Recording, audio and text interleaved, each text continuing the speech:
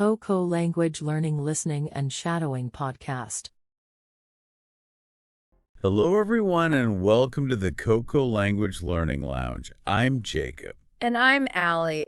It's really great to have you with us for this deep dive. Absolutely. So, listen, if you're looking for a way to really get a handle on American English, maybe faster than you thought possible, well, you're definitely in the right spot. That's what we're all about today. That's right. And, just by listening to these everyday expressions, hearing how they're actually used by native speakers, you'll find your listening skills sharpen up naturally. Mm-hmm. And here's a little tip try, like mentally echoing the phrases as you hear them. It's called shadowing, even if it's just in your head. It does wonders for your pronunciation and intonation. It's surprisingly effective. Yeah, it really is. And look, it might feel a bit awkward or tricky at first. Totally normal. Oh, for sure. But honestly, if you stick with it, listen a few times, maybe even practice saying them out loud when you can, you really can start to sound more like a native speaker. It helps not just with fluency, but getting that rhythm and sound right, Exactly. Our whole aim here is to take things that seem complicated, these weird phrases, and just break them down. Make them feel simpler, easier to grasp, something you can actually use. And just before we jump into today's expressions, a quick reminder, if you like what you're hearing, if it's helpful, please do subscribe. Maybe give us a like or share it. Yeah, that'd be great. It honestly gives us a huge boost and helps us keep making more content like this for you. We really do appreciate the support. Okay. So, today's deep dive. Common American English expressions. And we're not just talking about single words. We mean phrases, where the meaning isn't just word one plus word two. Exactly. It's those phrases where the total meaning is, well, something else entirely. Yeah. Understanding these is so key to sounding natural and maybe more importantly to actually understanding what people are saying in everyday chats. Right. We're going to look at how simple sounding phrases can have these surprising twists, sometimes even completely different meanings depending on, well, everything else that's going on. Should be some aha moments, hopefully. So let's start with one that, well, it gets misused, or at least used differently, quite a lot. Beg the question. Ah, yes. A classic. I hear this all the time, it used to mean something like, this makes me wonder, or this brings up the next obvious question. Like, someone might say, his strange behavior begs the question. Is he basically rude or just kind of dull? Right. And that usage is super common now. You hear it everywhere in news reports, casual talk. But, and this is the interesting part, the original meaning, the formal logic meaning, it's totally different. Okay. How so? Originally, to beg the question means to commit a logical fallacy. It means you're making an argument where you assume the very thing you're trying to prove is already true. Whoa, okay. So, like arguing in a circle. Exactly. It's circular reasoning.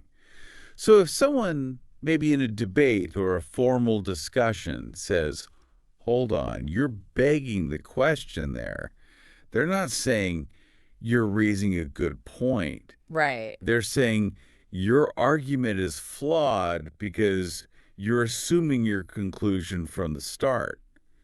Like saying, this law is good because it's beneficial. Well, yeah, but you haven't proven how it's beneficial. That's fascinating. So it's really shifted. It really has. And for you as a learner, it's useful to know both the common casual meaning, helps you understand everyday conversation, Mm-hmm. but knowing the original meaning helps if you encounter it in more formal writing or discussions, Mm-hmm. and also just shows how language evolves, That makes so much sense. Wow. Okay, let's switch gears. Here's one that seems incredibly simple. Keep it up. Oh, yeah. Two little words, big difference in meaning sometimes. Right. So the first meaning is straightforward. It's encouragement. You're telling someone, good job, continue what you're doing. Yep. Pure positive reinforcement. Like if you said, hey, I think I'm finally getting the hang of calculus, I'd say, awesome, keep it up, meaning keep studying, you're doing well. Or your friend's training for a marathon, right? Yeah. They say, I managed to jog for 3 miles today. Yeah. You definitely say, wow, great. Keep it up. You're cheering them on. Exactly. Simple enough, but then. But then there's the other keep it up, the one you don't want to hear. Right, where it becomes a warning or even like a threat. Totally. The whole meaning flips based on the tone and the situation.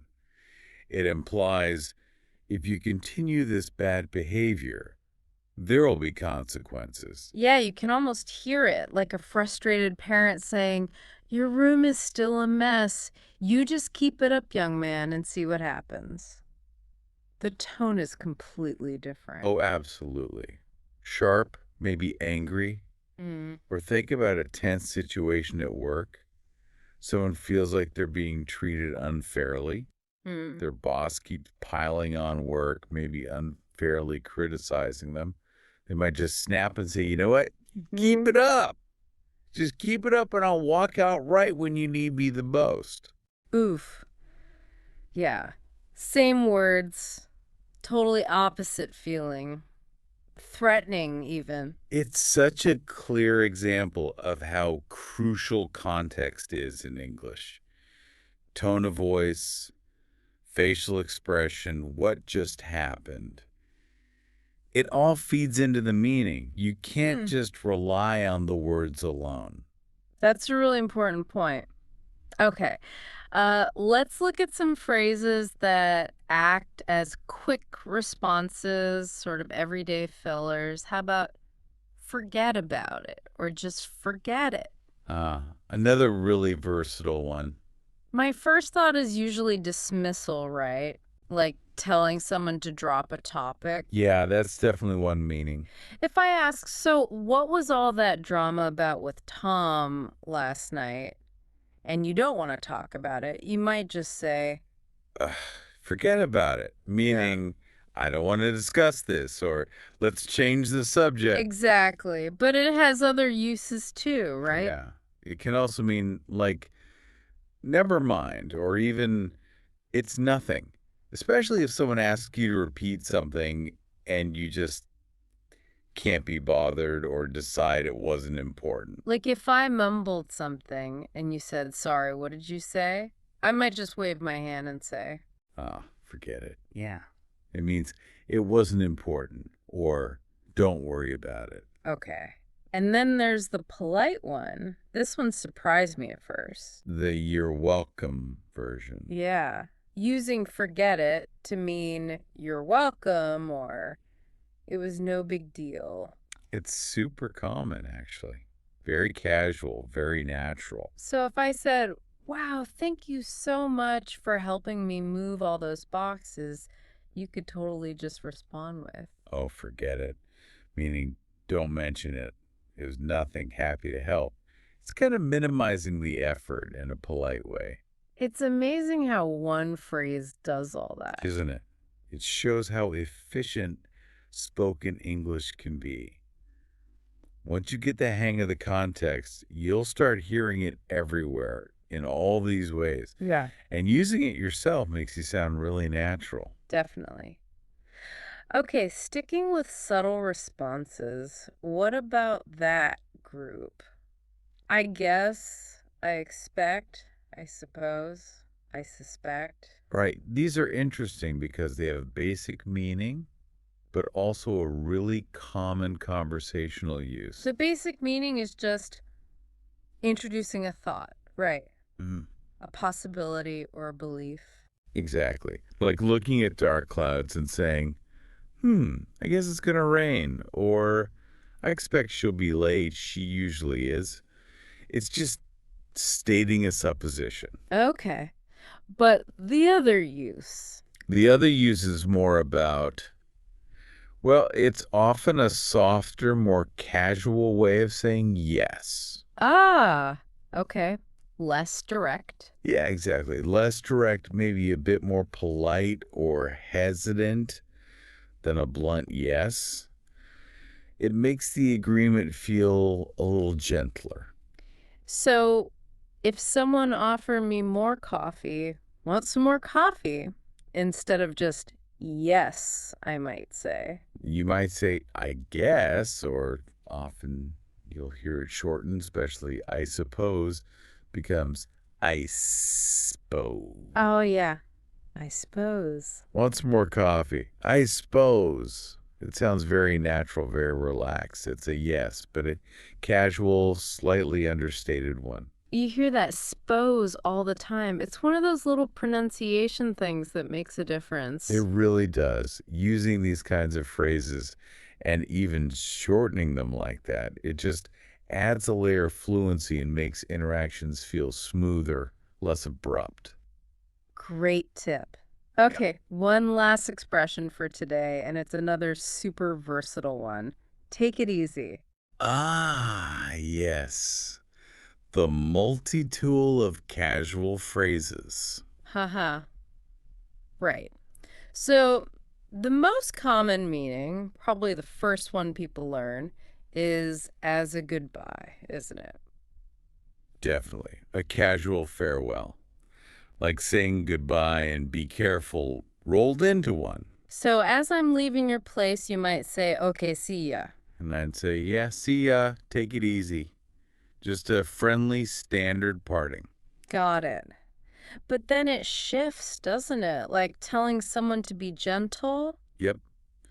It can mean be careful. Don't exert too much force, or even don't push me too hard, Yeah. physically or, mentally. Right. Like if someone gives you a huge, overwhelming list of tasks. Okay, first move the piano, then rearrange all the furniture, then paint the garage. You'd probably interrupt with, whoa, whoa, take it easy. I'm only one person here, Yeah. meaning be reasonable, don't demand so much. Makes sense. And the third big meaning, the really common one. Calm down, relax, don't get upset. Ah, yes. If someone's really angry or stressed out. Exactly. Your friend storms in saying, I am so furious I could just scream. You'd try to soothe them, maybe put a hand on their shoulder and say, Hey, take it easy. Take a breath. Tell me what's wrong. It's about de-escalation, offering comfort, telling them to relax a bit. it really covers a lot of ground, doesn't it? Goodbye, be gentle, calm down. It's amazing. Take it easy is maybe the perfect example of how mastering one simple phrase can equip you for so many different social situations. It's incredibly useful for learners. Wow, okay, so recapping quickly, we looked at beg the question, its popular meaning versus its original logical one. And keep it up, how it can be encouragement or a serious warning, all down to context and tone.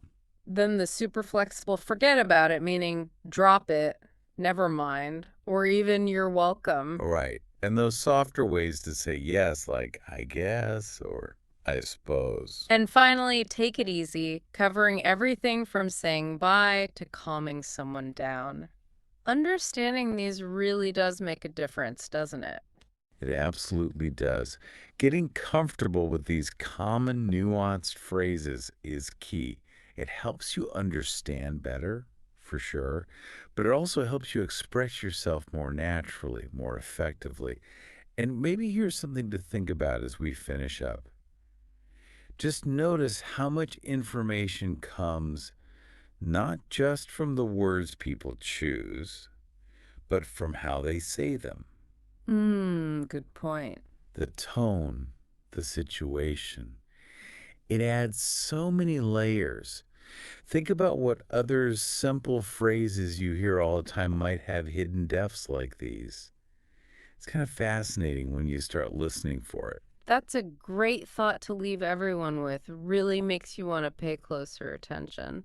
Well, thank you so much for joining us for this deep dive today. Yes, thank you all for listening. Keep practicing, keep noticing these things in conversations around you, and keep exploring English. Absolutely. It's been a pleasure. Until next time, stay curious and keep learning.